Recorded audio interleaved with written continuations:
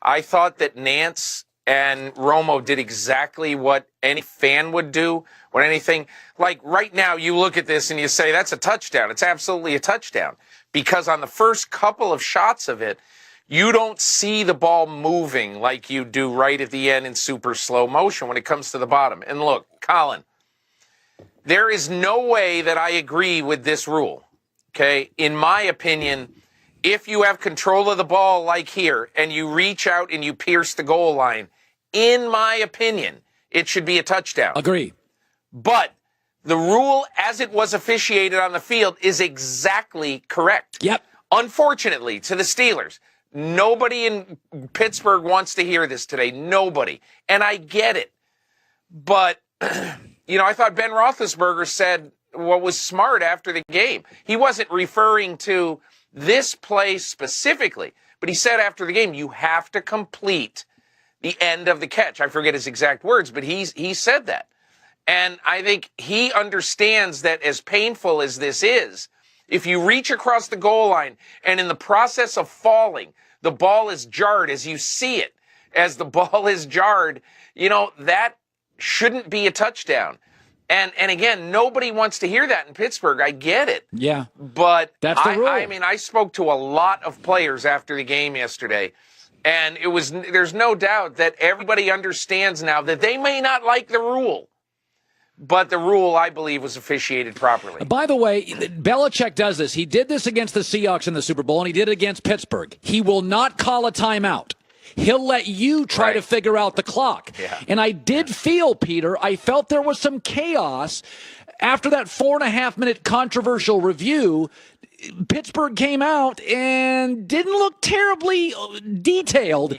You're right, Colin. And Roethlisberger did say after the game that, hey, look, that was not a fake spike play. I was just going clock, clock, clock. And then he heard from the sidelines, I'm assuming from offensive coordinator Todd Haley into his helmet, although it was not said. I'm assuming that it was said to him in his helmet, hey, listen, don't clock it. Just run a play. So in my opinion is Roethlisberger wanted to clock it. And then you see what he's doing right here. He wanted to clock the ball. And then he wanted to spike it so that he had time to think. He knew he only had one snap to go, and he wanted to have time to think. And the bottom line is he just didn't have time to consider it as much as he would have normally. Yeah.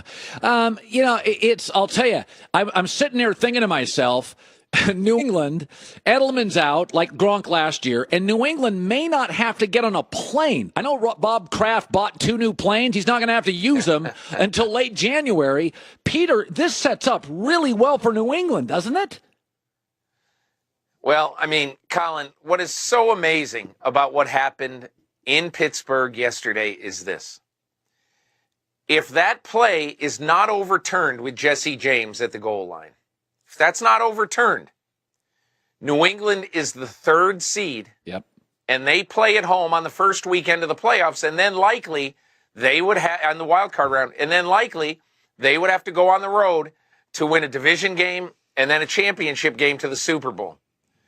But the reversal in and of itself, I don't know that, I'm sure there's been bigger reversals in NFL history, but holy cow, think how big it is that the difference in that call right there, and I think they made the right call by the book, but the difference in that call is that New England went from, if they lost, it being Pittsburgh number 1, Jacksonville 2, New England 3, assuming that form holds and they went out.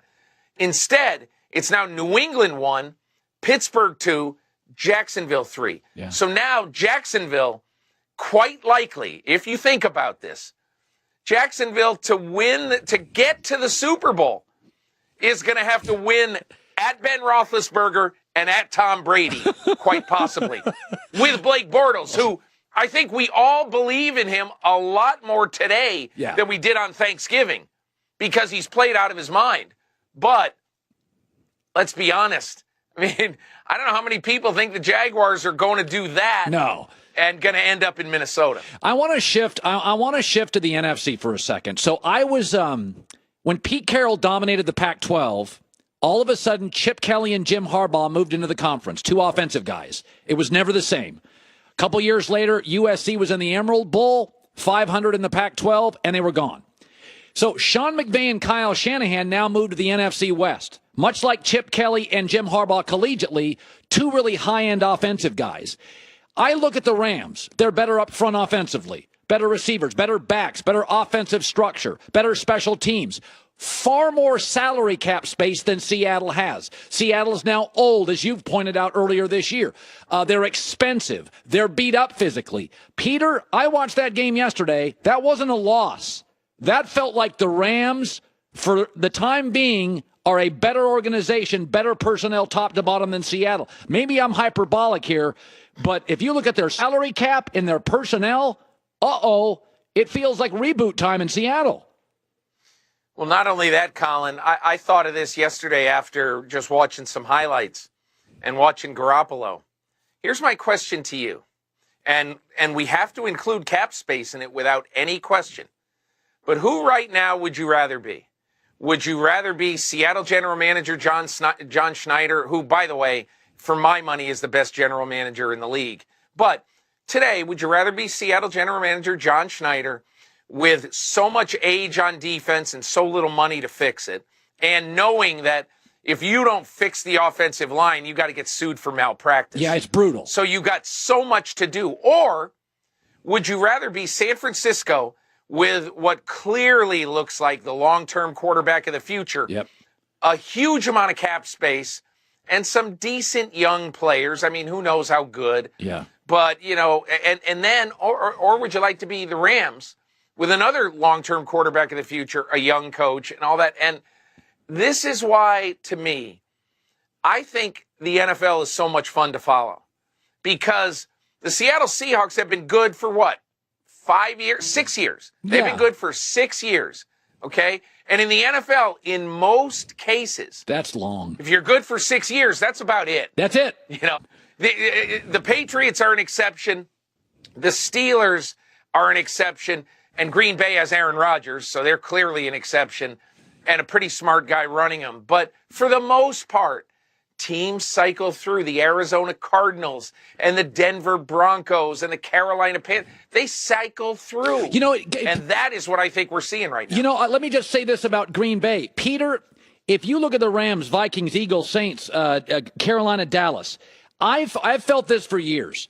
Ever since Green Bay lost that 12-point lead in the fourth quarter against Seattle in the NFC Championship, since then, with Aaron Rodgers, they're 12-11 on the road. They're 27-19. I believe that there was a line of demarcation there. They don't look fast enough. They don't look dynamic enough defensively. Hopefully they re-signed Devontae Adams because Jordy Nelson's peaked. I got to tell you, Peter, you're talking about that window. I feel like Green Bay has to do something big. I don't feel they're close personnel-wise to the elite NFC rosters like Minnesota. Do you? I agree. I think Minnesota to Green Bay now has really become a shift, especially if Minnesota figures out, I don't know who it is. It could be any of three quarterbacks. You get a feeling it's probably Bridgewater, but you don't really know. But if Minnesota can get B-plus quarterback play, they're probably going to be better than Green Bay for the foreseeable future. Yes. In my opinion, because of the 3 or 4 guys on the front seven of the Vikings, Danielle Hunter, Everson Griffin, Anthony Barr, Harrison Smith playing center field, the good corners, Mike Zimmer, defensive mind. I think that's a really strong, really promising long-term team if they can get to play at quarterback. But I do think, Colin, I've often thought this, that in my opinion, we talk about things like when they lost that game, it changed the franchise. I just don't think many players think like that. I think it was a talent bleed in the first place.